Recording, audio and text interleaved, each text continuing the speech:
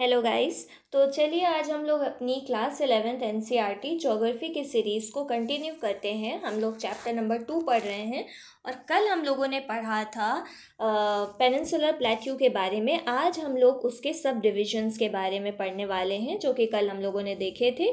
The Deccan plateau, the central highlands and north eastern plateau, ये तीन हमारे इंडियन पेनिनसुलर के सब डिविजन्स हैं। तो हम लोग अब आगे देखते हैं डेक्कन प्लेट्यू क्या लिखा हुआ है। This is bordered by the western Ghats in the west and Eastern Ghat in the east and Satpura, Maikal and Mahadev hills in the north. देखिए कल मैंने बताया था ना कि हम लोग डेक्कन प्लेट्यू में वेस्टर्न एंड ईस्टर्न घाट्स के बारे में पढ़ेंगे। तो डेक्कन प्लेट्यू पहले कहाँ से कहाँ तक है आपको ये पता होना चाहिए। इसके लिए हम लोग मैप पर आ जाते हैं और फिर मैं आपको दिखाती हूँ, ठीक है।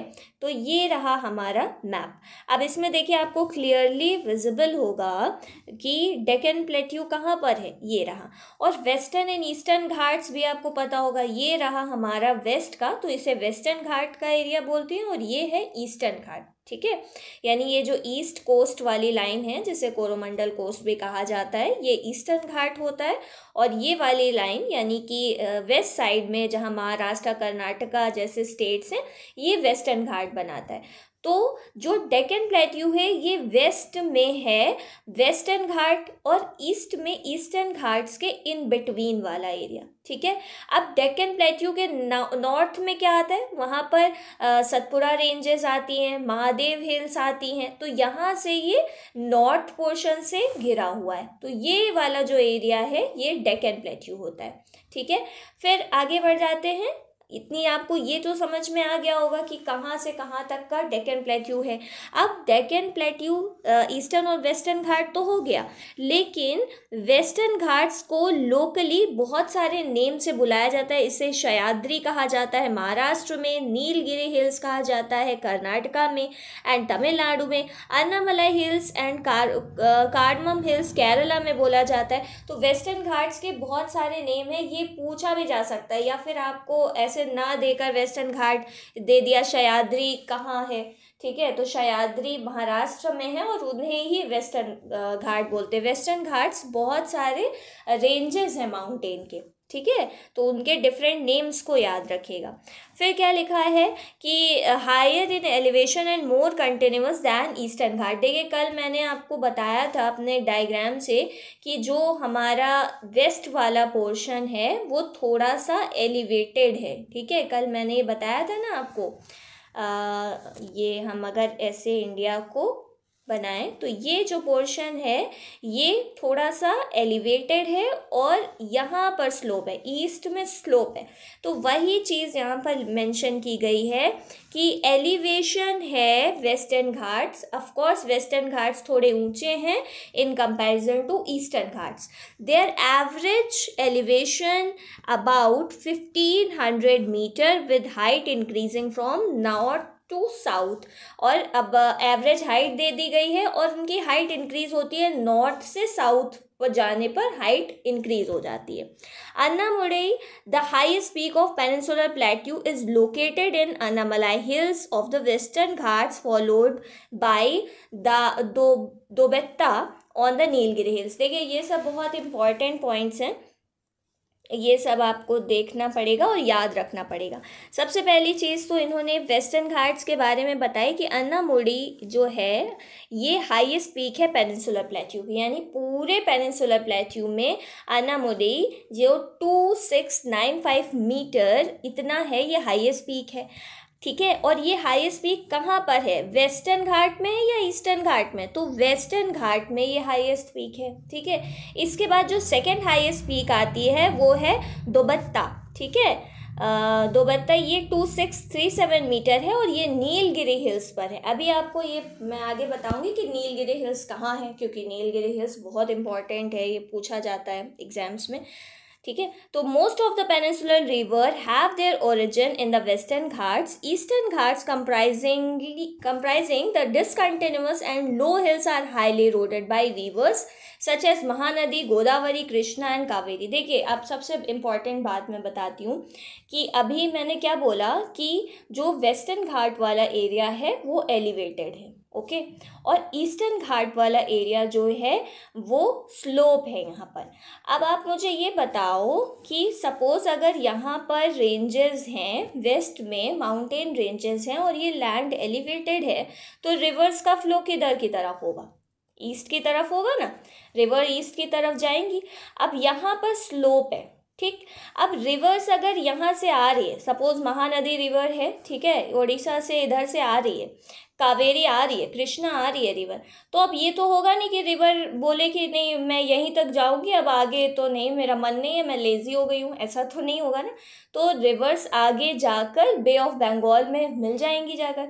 तो जब रिवर्स जाएंगी और वो कंटिन्यूसली बहुत ईयर्स से जा रही हैं, तो वो क्या करेंगी, ईस्टर्न घाट्स वाले एरिया को बीच बीच में कट करेंगी, है ना। बीच बीच में वो क्या होंगी, ऐसे ऐसे हो जाएगा। जबकि जो वेस्टर्न घाट्स का एरिया है, मतलब हिली एरिया है, वो कंटिन्यूअस रहेगा। लेकिन ईस्टर्न घाट्स में क्या होगा कि वो डिसकंटिन्यू होगा। क्यों होगा?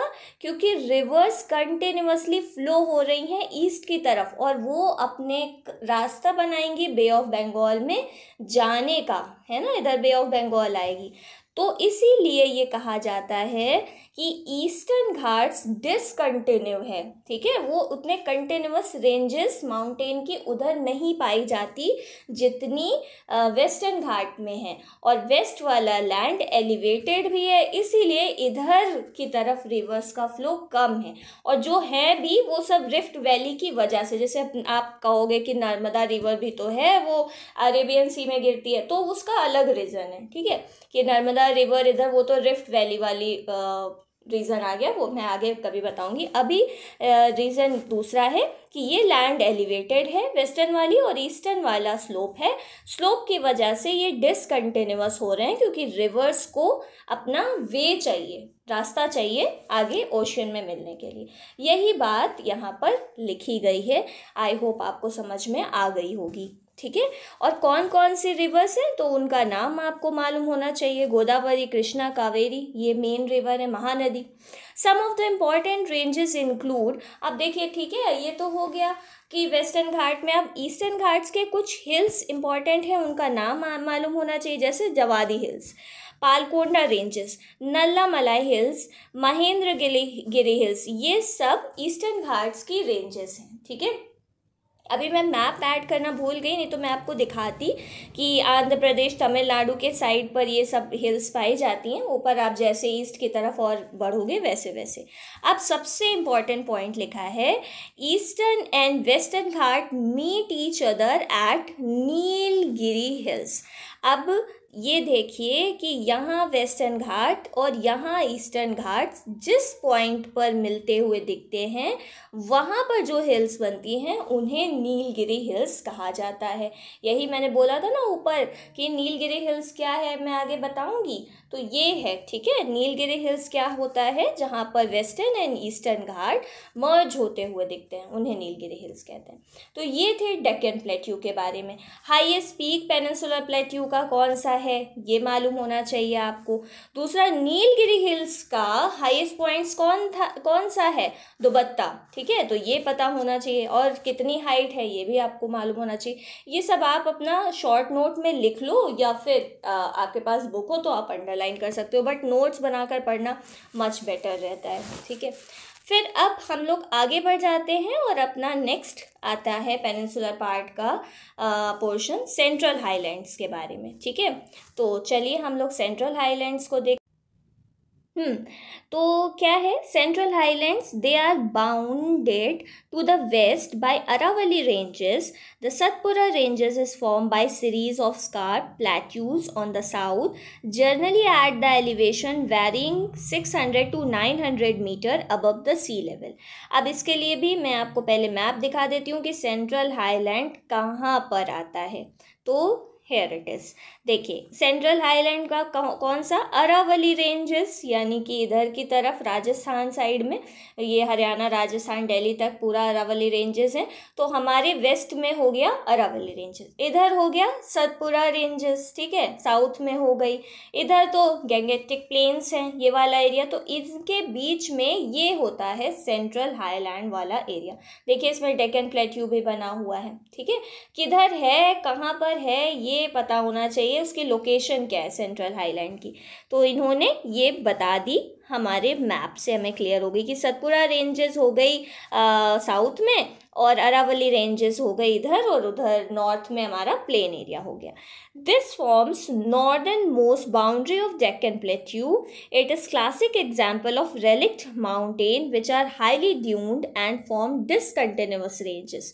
अब देखिए क्या लिखा हुआ है कि साउथ में तो डेक्कन प्लेट्यू है ही, और जो सेंट्रल हाईलैंड वाला एरिया है ये ड्यून से बना हुआ, ठीक है, ड्यून सैंड ड्यून होते हैं ना, उनसे बना हुआ डिसकंटिन्यूअस रेंज है सेंट्रल हाईलैंड की, ठीक। अब ये कैसे है, देखिए अभी आपको मैंने जब बताया कि जो वेस्टर्न घाट का एरिया है वो एलिवेटेड है, स्लोप ईस्टर्न घाट की तरफ से आती है, उसी तरह से आप ये ध्यान रखिए कि जो सेंट्रल हाईलैंड वाला एरिया है उसमें नॉर्थ की तरफ स्लोप है, ठीक है। रुकिए मैं मैप से मेंशन करती हूँ आपको, तब आपको ज़्यादा क्लियर होगा।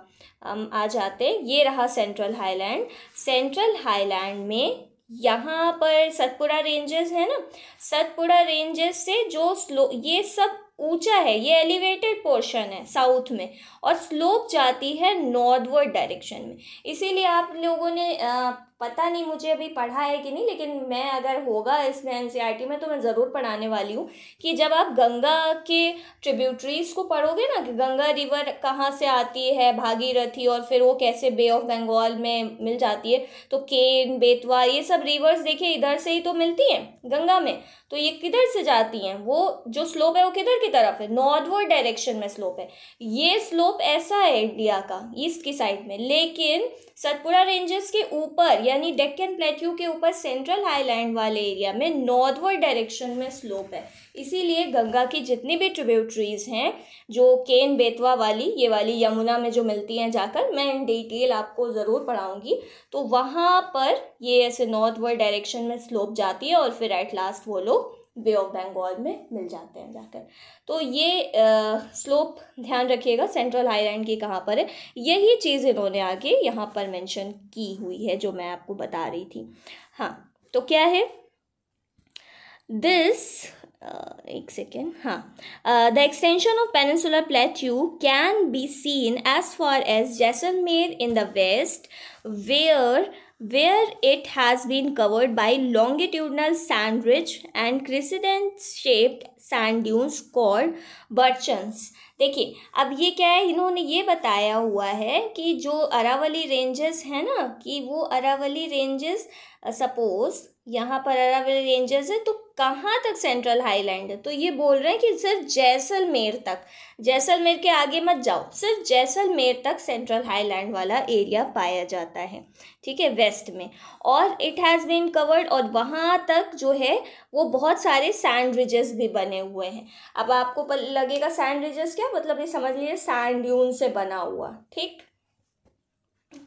और इसे क्या बोला जाता है, बर्चन्स बोला जाता है, ये मैं आगे डिटेल में बताऊंगी क्या है। This region has undergone metamorphic processes in its geological history which can be corroborated by the presence of metamorphic rocks such as marble, slate, ETC। अब देखिए ये क्या है, ये भी मैं आपको बताना चाहती हूँ कि इग्निशियस रॉक्स क्या होती हैं, सेडिमेंट्री रॉक्स क्या होते हैं, मेटामॉर्फिक रॉक्स क्या होते हैं, पहले आपको ये बता दूँ फिर इस पर आते हैं टॉपिक पर।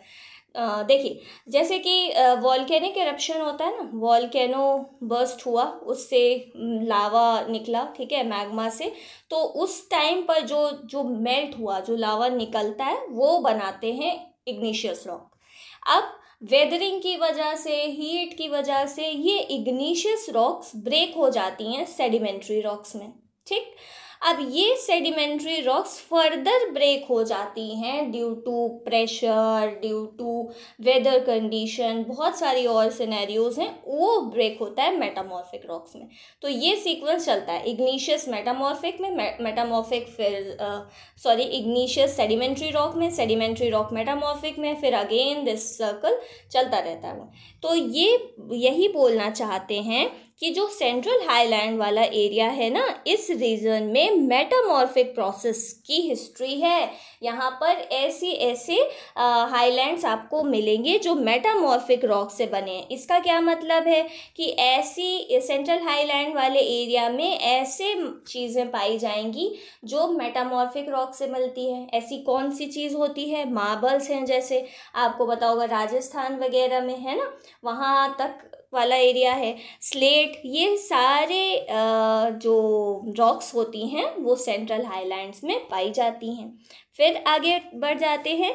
Journal elevation of central highland ranges 700 to 1000 metre above the mean sea level and it slope towards the north and north eastern direction.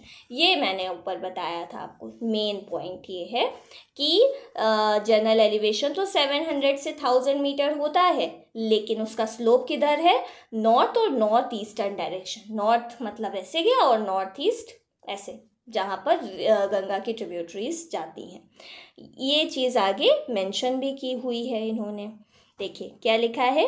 Most of the tributaries of Yamuna have origin in Vindhyan and Kaimur ranges. Banas is the only significant tributary of the river Chambal that originate from Aravali in the west. हाँ, ये देखिए, आपको ये थोड़ा सा important point है, ये ध्यान रखना है। बनास एक ओनली ट्रिब्यूटरीज है चंबल की जो ओरिजिनेट होती है अरावली से वेस्ट डायरेक्शन में, ठीक है। बाकी क्या है, वो बाकी देखो सब ईस्टवर्ड जा रहे हैं, नॉर्थ ईस्ट में, लेकिन बनास एक एक्सेप्शन की तरह आप याद रख सकते हैं, जो अरावली रेंजेस से निकलती है, ठीक है। और बाकी केन बेतवा सब ईस्टवर्ड डायरेक्शन में जाती हैं। ये इंपॉर्टेंट है, याद रखिएगा। An eastern extension of central highland form by the Rajmahal hill. ये सब तो बात हो गई वेस्ट की, कि वेस्ट में यहाँ तक है, जैसलमेर के आगे तक नहीं है ना। लेकिन ईस्ट में किधर जाएगा? ईस्ट में राजमहल हिल कहाँ है? झारखंड तक, ठीक है। वहाँ तक का एरिया सेंट्रल हाईलैंड में कंसीडर किया जाता है। South which lies a large reserve of mineral sources in the छोटा नागपुर प्लेट्यू। और जब ये राजमहल या छोटा नागपुर प्लेट्यू की बात करेंगे, जो कि समझ लीजिए आप नॉर्थ टू साउथ, मतलब छोटा नागपुर तो झारखंड में ही है, वही वो मिनरल के रिसोर्सेज के लिए बहुत फेमस है। तो ये बस ब्रीफ था सेंट्रल हाईलैंड के बारे में आप लोगों का। आई होप, मुझे लगता है कि आपको समझ में आया होगा, और अगर नहीं आया तो मुझे बताइए, मैं फिर से आपको एक्सप्लेन करूँगी। और भी मैं इसमें इंफॉर्मेशन ऐड करना चाहती थी जो आपको बता सकूँ। अब कल की सीरीज़ में हम लोग पढ़ने वाले हैं नॉर्थ ईस्टर्न प्लेट्यू के बारे में, जो कि हम लोग कल कंटिन्यू करेंगे। अगर आपको समझ में आया तो like, subscribe and share. Thanks for watching.